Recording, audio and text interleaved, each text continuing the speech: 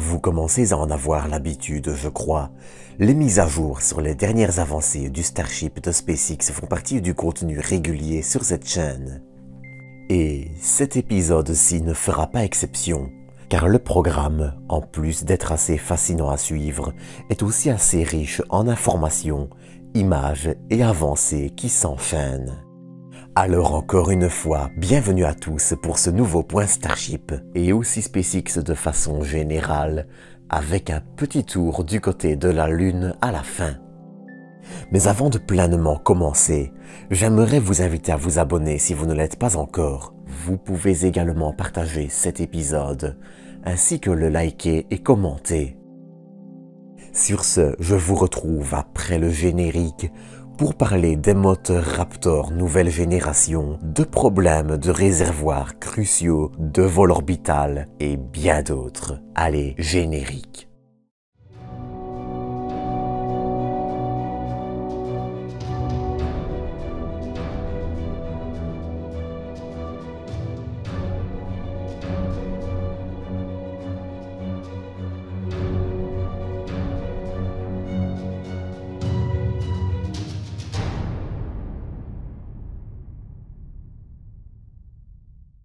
Avant d'entrer dans le vif du sujet, j'aimerais vraiment vous inviter à aller voir le dossier sur le Starship et Starlink, ainsi que la dernière mise à jour sur SpaceX, afin d'avoir plus de contexte.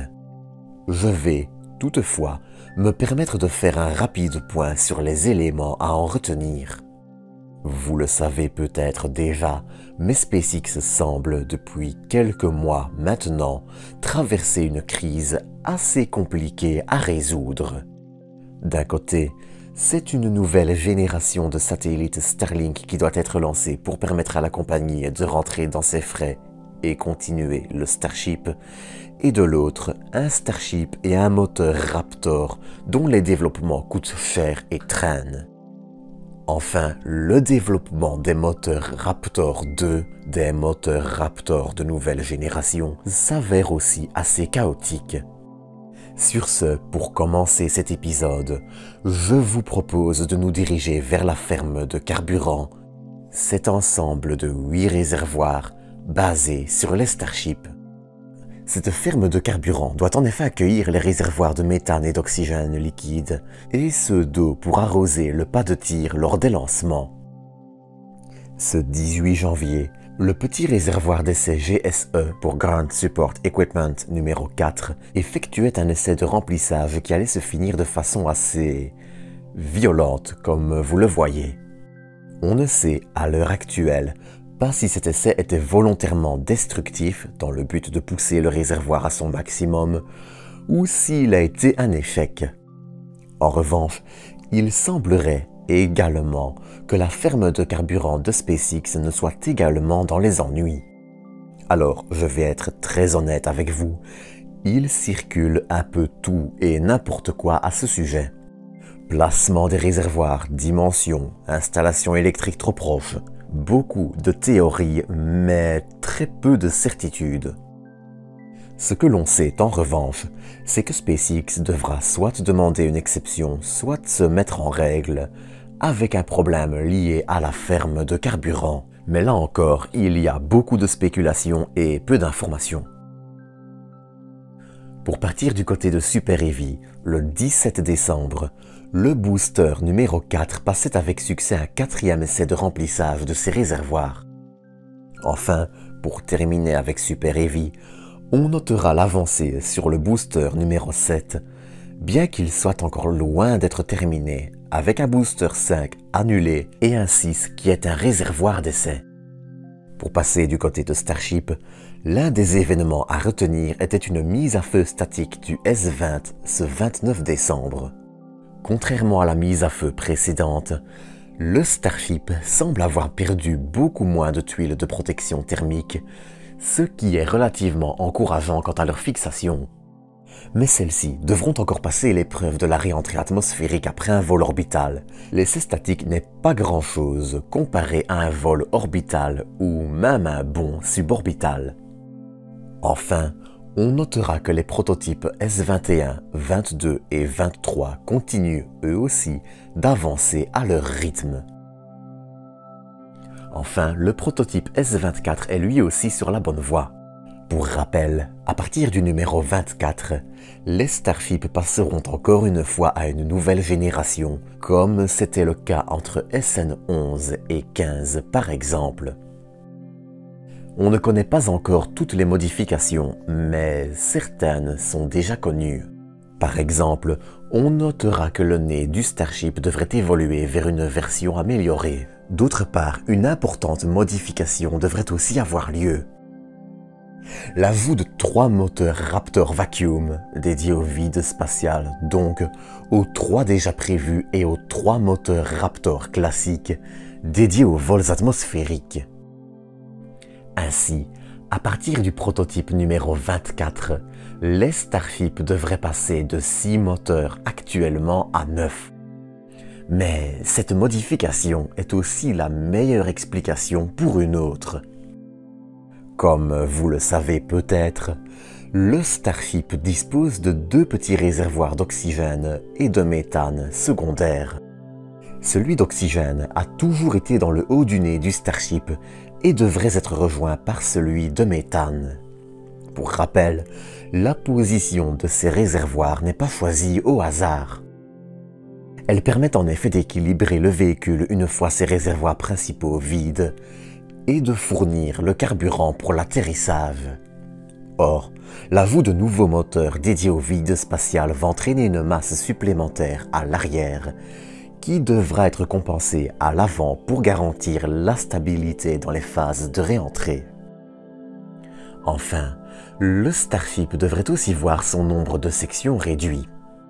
Pour rappel, SpaceX utilise des anneaux d'acier inoxydable qui sont assemblés en sections, puis les sections assemblées pour former un véhicule. Certaines sections ayant peu d'anneaux vont ainsi en recevoir plus et permettre de supprimer une section. Ainsi, la structure du Starship devrait gagner un petit peu en solidité et son assemblage devrait être légèrement facilité. Pour comparer, voici un petit dessin réalisé sur un anneau de test montrant à gauche l'ancien système et à droite le nouveau.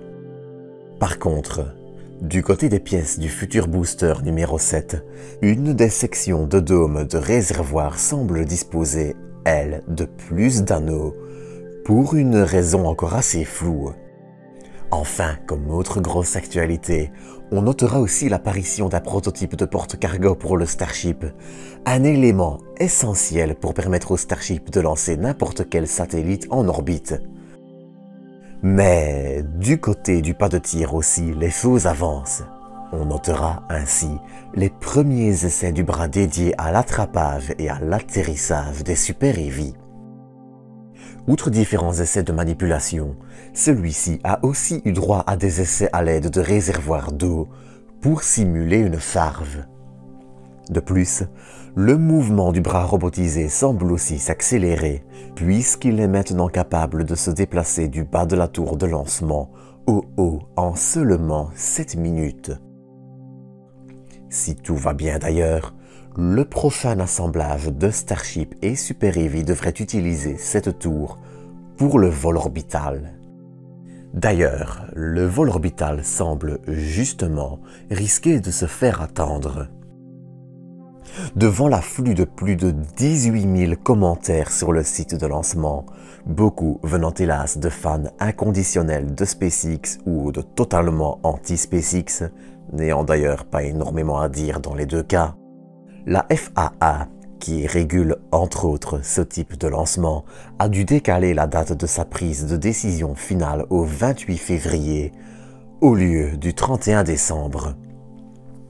Donc, de ce côté, il y a fort à parier que le vol orbital ne doive encore attendre quelque temps. Enfin, du côté du moteur Raptor, les choses semblent aller un peu mieux.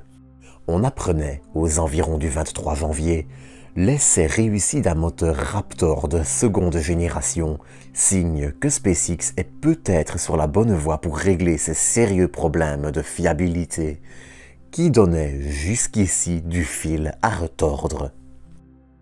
Or, cette seconde génération semble cruciale aux objectifs du Starship, et si SpaceX veut atteindre la Lune, au sens propre comme au figuré.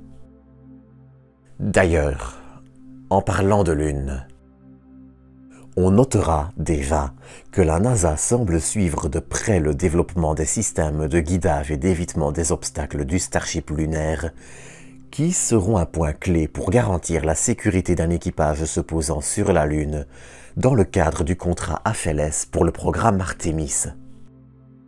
Mais il y a encore une autre histoire lunaire pour aujourd'hui. Le 11 février 2015, SpaceX lançait pour la NASA la mission Deep Space Climate Observatory, souvent abrégée DSCOVR, une mission d'observation des vents solaires qui joue un rôle important dans le domaine de la météorologie spatiale, aidant ainsi à prévoir les aurores par exemple. Elle est située à 500 000 km de la Terre, au point de Lagrange L1, et observe notre planète en permanence et observe la face jour de notre planète en permanence. Mais pour rejoindre cette orbite, le second étage de la Falcon 9 qu'il avait lancé avait dû utiliser une trajectoire différente, l'empêchant ainsi de rentrer dans l'atmosphère et de se consumer. Au lieu de ça, le 4 mars, cet étage devrait, et j'insiste sur devrait, s'écraser sur la Lune, comme les S-4B des missions Apollo, entre autres, avant lui.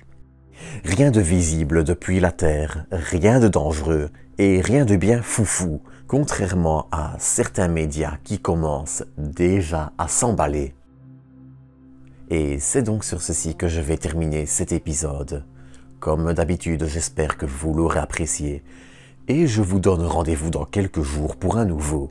D'ici là, prenez soin de vous, prenez soin des autres et à bientôt pour une nouvelle dose d'espace.